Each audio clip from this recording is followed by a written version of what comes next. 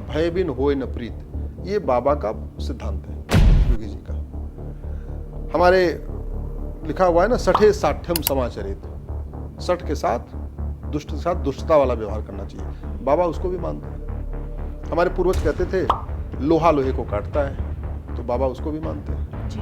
पूर्वज कहते थे न रहेगा बांस न बजेगी बांसुरी, बाबा उसको भी मानते हैं। तो बाबा जो है एकदम सिद्धांतों पे काम करते हैं, सनातन सिद्धांतों पे जो काम है ना उस पे करते हैं। तो वहां जाएंगे तो मुझे लगता है लेने से। नमस्कार, धर्म ज्ञान के दर्शकों का स्वागत है। मैं हूं आपके साथ कविता राणा। धर्मेंद्र प्रधान जी के इस्तीफे के बाद भी कॉकरोच जनता पार्टी के हौसले बुलंद है और अब तो कॉकरोच पार्टी के मन से मुख्यमंत्री योगी आदित्यनाथ को धमकी दी जा रही, चुनौती दी जा रही है कि अगर आपने वहां पेपर लीक नहीं रोके तो फिर जितने लोग यूपी से जंतर मंतर हैं उससे भी ज़्यादा लोग अब उत्तर प्रदेश में दिखेंगे। सवाल ये उठता है कि योगी आदित्यनाथ जी तो साफ कर चुके हैं कि नक्सलखोर जितने भी लोग हैं उनके खिलाफ सख्त से सख्त कार्रवाई की जाएगी, 10 करोड़ रुपए का जुर्माना, 10 साल की सज़ा, तमाम इन चीज़ों का ऐलान कर चुके हैं और इन लोगों को मिट्टी में मिलाने का भी बात कह चुके हैं। लेकिन इसी मिट्टी में मिलाने की जो उन्होंने बात की, क्या इसमें कॉकरोच पार्टी भी शामिल होगी? आज ये सवाल इसलिए क्योंकि अगर कॉकरोच पार्टी यूपी में आती है तो क्या पीठाधीश्वर के हाथों क्या इनकी पिटाई हो सकती है?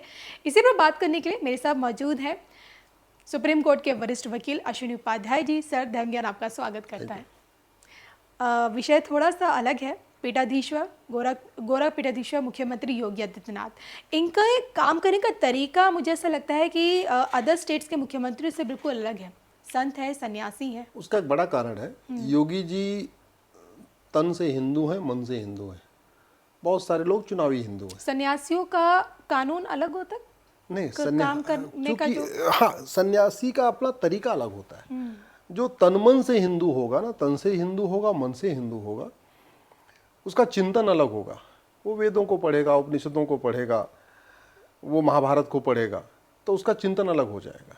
वो जब भगवान कृष्ण और अर्जुन के बीच में जो विमर्श चल रहा है, भगवत गीता जिस पे बनी है, उसको चूंकि उसको पढ़ने के बाद आदमी का चिंतन अपने आप अलग हो जाता है। जहाँ तक कॉकरोच पार्टी की है, स्वाभाविक सी बात है, ये एक पूरा देश में एनजीओ गैंग है। इस देश में लाखों एनजीओ ऐसे चल रहे हैं जो उनको यूरोप से फंडिंग आ रही है, अमेरिका से फंडिंग आ रही है, चीन से फंडिंग आ रही है, खाड़ी देशों से फंडिंग आ रही है। तो स्वाभाविक सी बात है, जिस एनजीओ को जहाँ से फंडिंग आएगी वहाँ से जो आदेश आएगा एनजीओ वही काम करेगा जी। एक एनजीओ कम से कम 10-10 लोगों को तो इकट्ठा कर ही लेता है। अब मान लो 50,000 एनजीओ हैं जिनको विदेश से फंडिंग आ रही है और उनको कहा गया कि काम करो, तुम्हें सड़क पर उतरना है, इस मुद्दे के साथ खड़े हो जाना है और इनका विरोध करना है, इनका समर्थन करना है। तो 50,000 एनजीओ को फंडिंग आ रही, तो एक एनजीओ 10-10 लोगों को सड़क पर आया तो 5 लाख लोग ऐसे ही हो गए। जी जी। तो इस देश में हमें जो सबसे बड़ा खतरा हमें दिख रहा है उस एनजीओ गैंग से चल रहा है, जो विदेशी पैसे से चल रहे हैं एनजीओ। इसलिए मैं सरकार से सबसे पहले निवेदन करूंगा कि कम से कम 10 साल के लिए भारत में सभी एनजीओ का लाइसेंस कैंसिल कर दीजिए। जिसको सेवा करना होगा अपने सेवा भाव से करे, उसमें रजिस्ट्रेशन की क्या जरूरत है भाई? सेवा करते रहो ना, सेवा करने के लिए उसको रजिस्टर कराना क्यों जरूरत है? और जिसको सेवा करने के लिए अमेरिका से फंडिंग क्यों जरूरत है? अमेरिका से फंडिंग लेके कोई भारत की सेवा नहीं करेगा, वो अमेरिका की सेवा करेगा। चीन से फंडिंग लेने वाला एनजीओ चीन की सेवा करेगा, चीन के इशारों पे नाचेगा, वो भारत की सेवा नहीं कर सकता। खाड़ी देशों से जो फंडिंग लेगा एनजीओ, वो खाड़ी देशों के इशारे पे काम करेगा, भारत में नहीं। और एनजीओ गैंग, लेकिन इसको लेकर एफटीए करके कुछ एफसीआरए कानून है। जी जी जी। वो कानून महा घटिया है, महा सड़ा हुआ है। वो कानून बनाया गया था यहाँ पे एनजीओ की फंडिंग कराने के लिए। उस कानून को सरकार ने काफ़ी चेंज किया, बदलाव किया है। मैं कह रहा हूँ कि वो 2010 में कांग्रेस ने कानून बनाया था, उस कानून को भी एक बार ख़त्म कर दीजिए। इस देश को खतरा अंग्रेजी कानूनों से है और अंग्रेजी कानून 225 अभी भी चल रहे हैं, 225 अंग्रेजी कानून आज भी चल रहे हैं। इस देश को खतरा कांग्रेसी कानूनों से है, क्योंकि जैसे अंग्रेजों ने एक भी कानून देश को मजबूत करने के लिए नहीं बनाया, देश को लूटने, देश को बांटने के लिए बनाया, ऐसे कांग्रेस ने भी 50 से ज़्यादा कानून बनाए जो देश को लूटने के लिए, देश को बांटने के लिए, अलगाववाद को बढ़ाने के लिए, अलगाववादियों की मदद करने के लिए, उनके पूरे नेटवर्क को फंडिंग कराने के लिए, उनका जो इकोसिस्टम है इसकी मदद, ऐसे बहुत कानून बने हुए। तो अगर वास्तव में इस देश को सुरक्षित करना तो सबसे पहले आपको वो 50 ये कांग्रेस के 50 कानून और अंग्रेजों के 225 कानून, इनको आपको खत्म करना ही पड़ेगा, तब जाके देश सुरक्षित होगा। जहां तक बात आई कॉकरोच पार्टी के लिए धरना, भाई देखो, शांतिपूर्वक धरना करना सबका राइट है, ये बात का संविधान भी कहता है, आर्टिकल 19 कहता है कि आप पीसफुली प्रोटेस्ट कर सकते हैं, लेकिन पत्थर नहीं मार सकते। नहीं, उसमें अश्लीलता दिखा सकते हैं, उसमें क्या प्रभु श्री राम के खिलाफ बोल सकते हैं, उसमें देश के प्रधानमंत्री को क्या गाली दे सकते हैं? आप सड़क पे खड़े होके, सड़क पे नहीं, जहां पे निर्धारित किया गया है धरना प्रदर्शन का स्थान, जैसे दिल्ली में जंतर मंतर है, रामलीला मैदान है, ऐसे लगभग हर एक शहरों में एक पार्क होता है, कोई स्थान होता है जो धरना प्रदर्शन के लिए सरकार के द्वारा मुहैया कराया जाता है कि आप वहां परमिशन लो, जी जाके आप वहां धरना प्रदर्शन करो, ये तो ठीक है। धरना प्रदर्शन में आप संविधान के अंतर्गत जायज मांग को लेकर धरना कर सकते हैं। पहली बात तो आप समझो कि आप ये बोलो जी हम भारत को पाकिस्तान में मर्ज कर दो, इस मांग के साथ धरना नहीं कर सकते। इस मांग के साथ धरना करें सिर्फ देशद्रोह का केस लग जाएगा। ओके ओके ओके जी। तो ऐसे नहीं कि आप किसी विषय पर धरना कर सकते हैं। धरना उन विषयों पे कर सकते हैं जो संवैधानिक आपका अधिकार है। तो केवल लीगल, संवैधानिक, कॉन्स्टिट्यूशनल इश्यूज पे ऊपर धरना कर सकते हैं। धरना प्रदर्शन करते समय आप किसी को गाली नहीं दे सकते, अश्लील इशारा नहीं कर सकते, किसी की मानहानि नहीं कर सकते, किसी के लिए अभद्र भाषा का उपयोग नहीं कर सकते।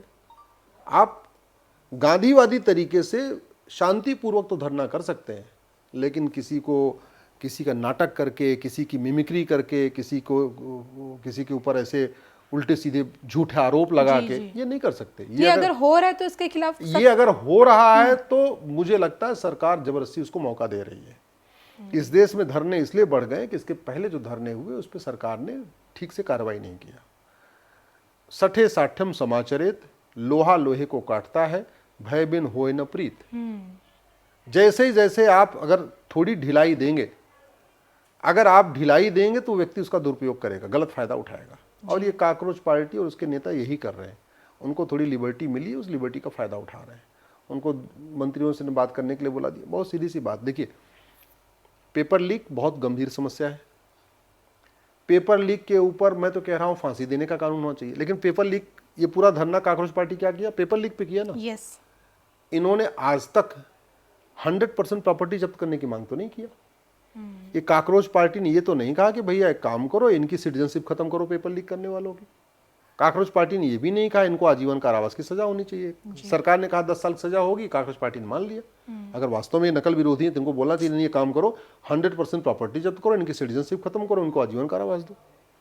अगर वास्तव में इनको स्टूडेंट से रिलेशन है तो बोलते भैया काम करो, मंत्री के इस्तीफे से हमें क्या फर्क पड़ता है, क्योंकि मंत्री के इस्तीफे से एजुकेशन सिस्टम थोड़ी बदलेगा। फिर तो एक प्रॉपर ये 20 पॉइंट चार्टर बनाते, 10 पॉइंट चार्टर बनाते या 5 पॉइंट चार्टर बनाते, एक मांग पत्र बनाते, वो मांग पत्र सरकार के सामने रखते। ये तो बस कह रहे हैं जी अभी धर्मेंद्र प्रधान का इस्तीफा हो गया, अब जो है हम योगी जी का इस्तीफा लेंगे। तो कुल मिला के तो नौटंकी हो गई ना, तो पॉलिटिकल चीजें हो गई ना। ये तो जैसे पॉलिटिकल पार्टियां करती हैं इस्तीफा दो इस्तीफा दो इस्तीफा दो, रिफॉर्म की न मांग, वही काम ये कॉकरोच पार्टी भी कर रही है।